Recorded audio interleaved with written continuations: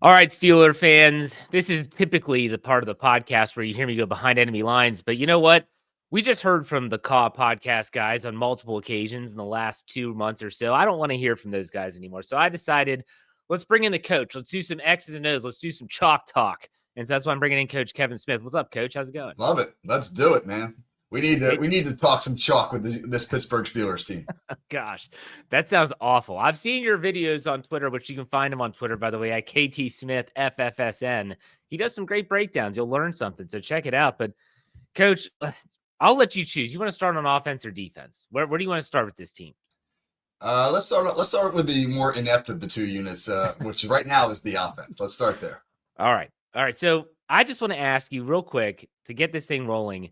You've had an entire regular season of Arthur Smith now. What's been your takeaway from the Arthur Smith offense in Pittsburgh?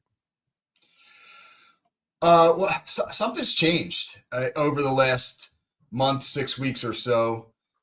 It feels as though it's gotten more conservative.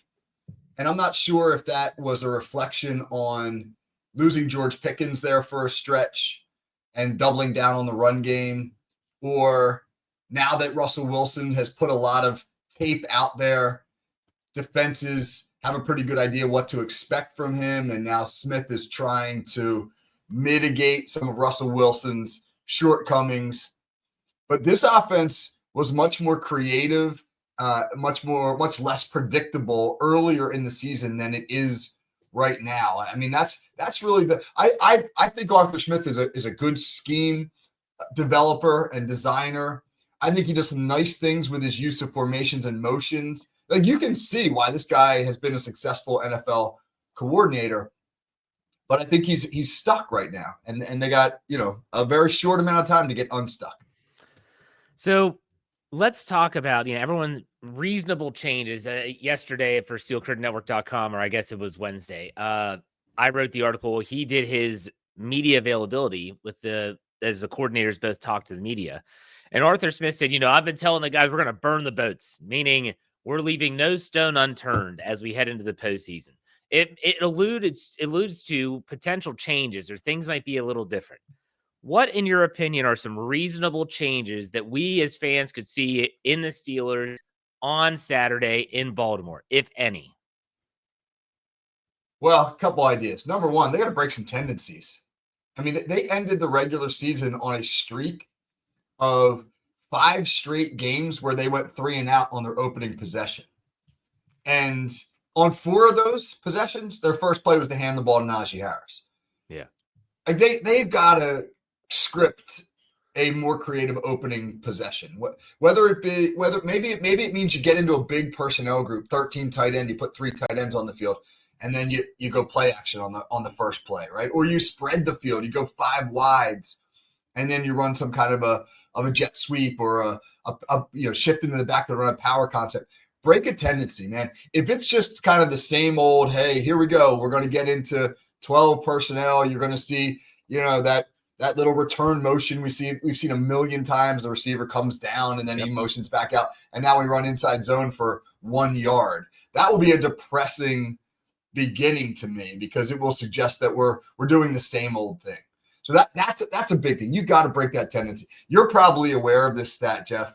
The Steelers were last in the NFL in first quarter point differential this year, minus 3.8. So that means by the time you get to the end of the first quarter, you're losing by more than a field goal on average. But in their last 5 playoff games, holy cow, in their last 5 playoff games, they've been outscored in the first quarter by a collective score of 66-0. That's a 2-touchdown disadvantage at the end of the first quarter. They're done. So they got to get out of the gate. The number one thing they got to do on offense is get out of the gate. You don't have to score a touchdown on your first possession, but move the football, give the offense some momentum. So if you're the coach, you're Mike Tomlin, and you're in Baltimore, and the coin toss goes your way, you get the option to kick the ball, or defer to the second half. What are you doing? Personally, I love to defer, because I like that opening possession in the set. Sure. How good do you feel about your defense? I mean, Pittsburgh has defended Baltimore well over the years. The last game that they played with the Ravens, I know Baltimore scored 34 points, but you had a pick 6 in there, and you had some Some stuff at the end, I think maybe the game got away from them. But traditionally, the Steelers have done well. So I like in a playoff game, put your best unit on the field first. And for me, that feels like the defense. All right. So would you go to Justin Fields more in this game? And let me add to this a little bit. As a coach, there's a lot of people out there that say, like, oh, I get questions in the mailbag segment. Maybe the Steelers were kind of holding some things back for the postseason. They didn't show all their cards. I think that's a fan trying to explain crappy play personally. But as a coach, do you keep a section of your playbook that like, we've practiced this stuff, we're just not going to unveil it? Is that an actual thing? And I know it's high school versus NFL, and that's night and day, but still, would Justin Fields be a part of those plays if you had that? Well, it's a rematch game, and Right. not just a rematch, but a rematch of a rematch. It's your third contest against Baltimore, so you better have some stuff in your pocket. You better be able to show them something that they haven't seen, because they're going to digest all the film you've put out there and be prepared for it. Why Justin Fields hasn't been involved a little bit more now is a bit of a mystery. I know he was injured, so obviously there's that. But it felt like in week 18 against Cincinnati that there were ample opportunities to use him. Correct me if I'm wrong, but he was available and ready to go that game. He was QB2. Right.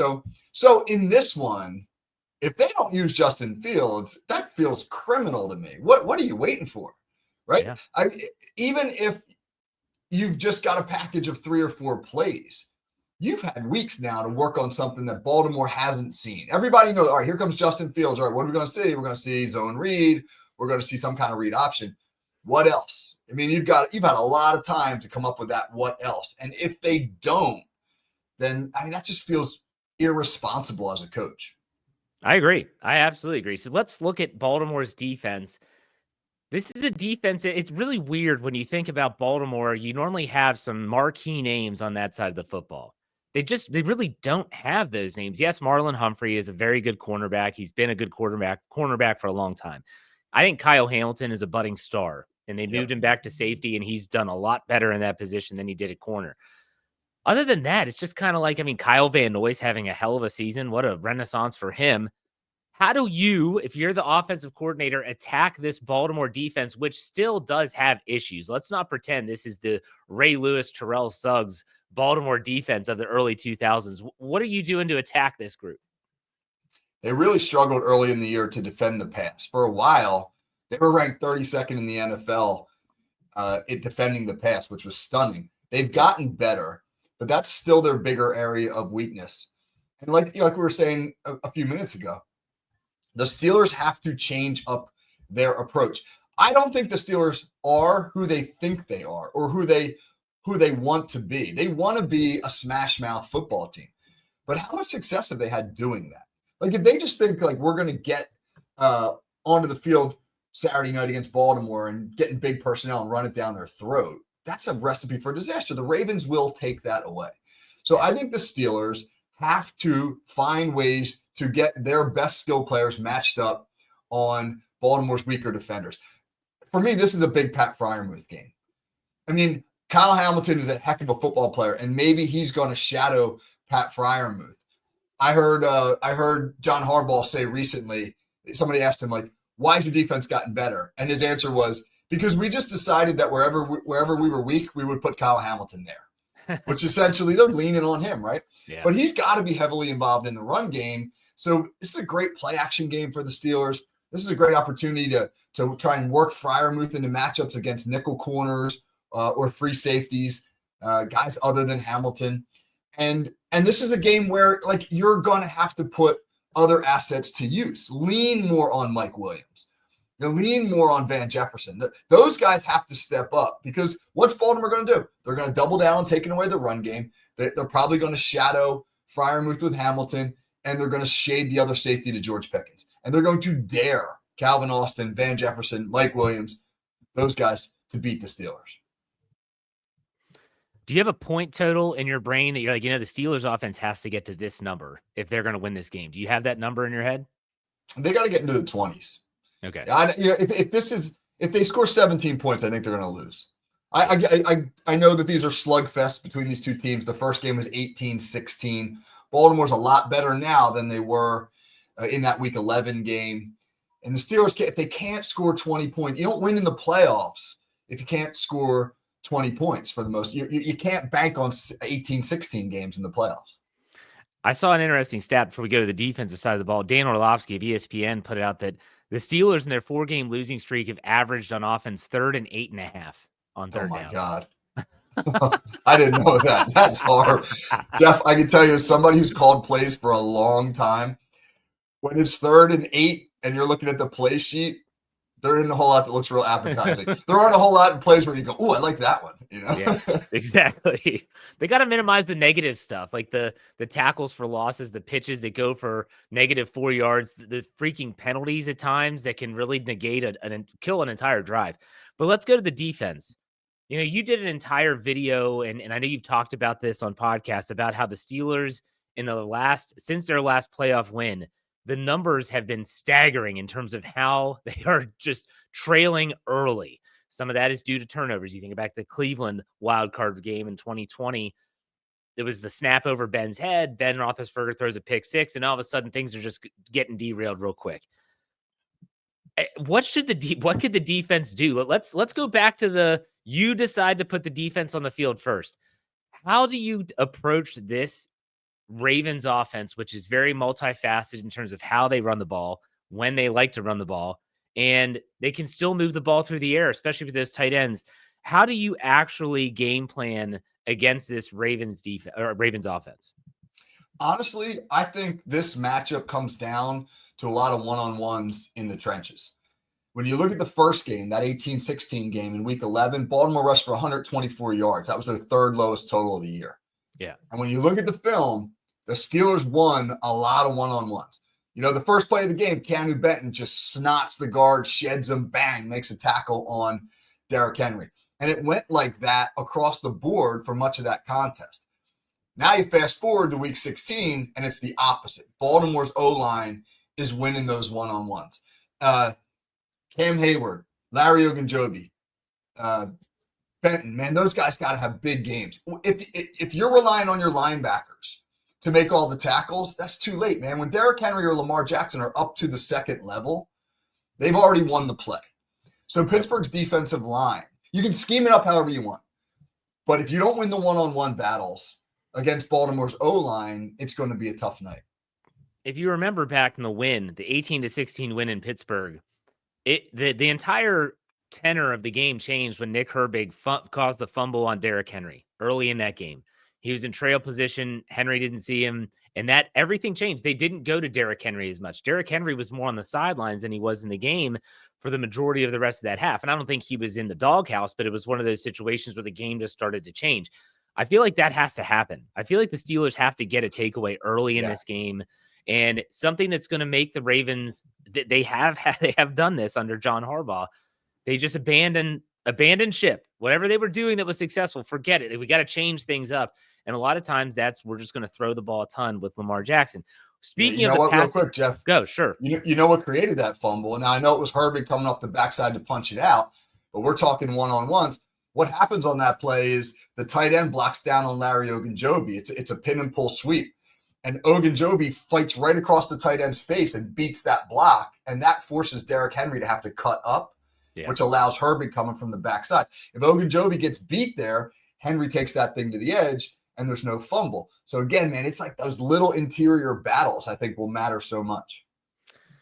Well, while we're on it, before I go to the next question, how do you deploy the inside linebackers in this game? I think that's fascinating because the Steelers have a trio of Landon Roberts, Patrick Queen, and Peyton Wilson. You know what a Landon Roberts brings to your team. Downhill thumper, not a coverage guy. Patrick Queen's your every down linebacker unless he's hurt, so that's neither here nor there. But Peyton Wilson as a rookie, I don't know what your thoughts are on him. I feel like he's had a very up and down season.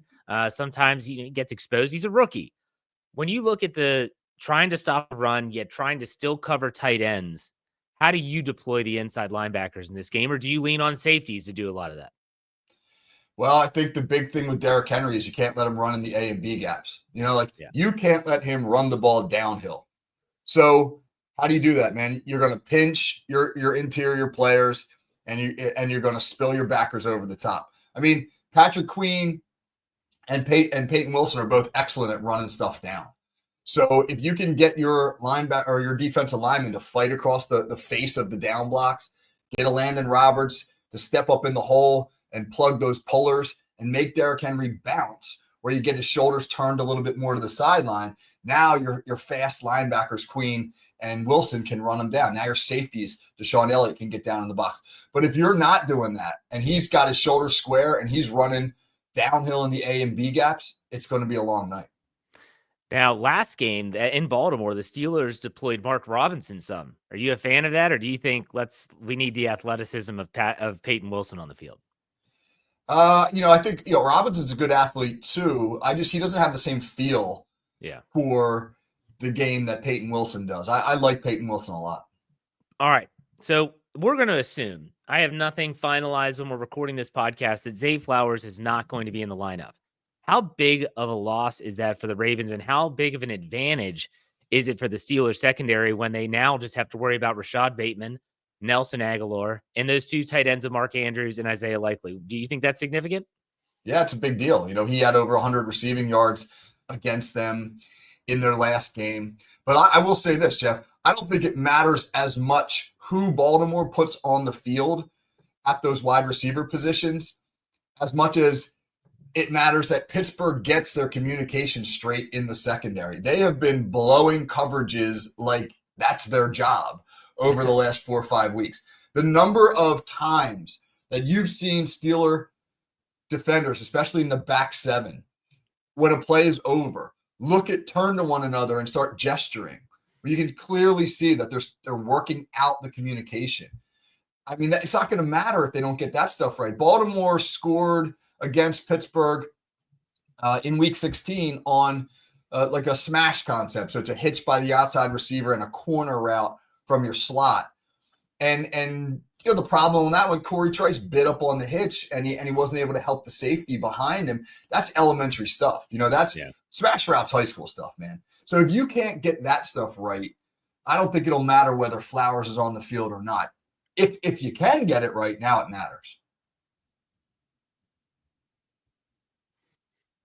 Would you say week 18 in terms of communication, when you had Joey Porter Jr. back, Deshaun Elliott was back in the lineup, Minkah Fitzpatrick more to his usual position, was that a step in the right direction in terms of communication? It looked like it. I mean, there were still a few issues. The first touchdown Cincinnati scored, Corey Trice, they run a slant. You can see him at the end of the play. He kind of turns and looks at the underneath coverage like, hey, I thought, you were helping inside. But they seem to recover and get a little bit better from that point forward. That's a good recipe, man, that week 18 game, that bend but don't break, right? They gave up a lot of yards, a lot of completions, but only 19 points. If you can hold Baltimore to that 19, 20 point range, you got a pretty good shot. It's going to take takeaways. And that's been feast or famine for the Steelers. And you look back to that game against Baltimore, they had 3 balls on the turf, and they didn't get any of them. And sometimes that's just the way the ball bounces. But it's going to be absolutely crucial. Is there an X factor for you in this game, Coach? A coach, player, doesn't matter that you're looking and saying, man, this guy's got to have himself a game if the Steelers want to upset the Ravens. Yeah. 1 sec before I answer that. You mentioned turnovers. I mean, here's a great fun fact for you. In the last 5 playoff games, right, they're on this 5-game playoff losing streak. They've had 5 first quarter turnovers on offense. So the Steelers have turned the ball over 5 times in the first quarter. And on every one of those turnovers, the opposing offense then scored a touchdown. So the defense, if they get put into an uncomfortable position, they got to stand up. So be it. One of the things we do in our program is we do like an immediate turnover drill. We'll be in the middle of an offensive period. We're running team offense. And then all of a sudden we yell interception. And now we give the other team the ball on the 20-yard line. And our defense has to go out and keep them out of the end zone. That's going to be one of those things where you can't just say, oh, well, the offense turned it over, so it's on the offense. Granted, it is on the offense, but defense has to stand up. You can't have a 100% touchdown percentage after turnovers and survive.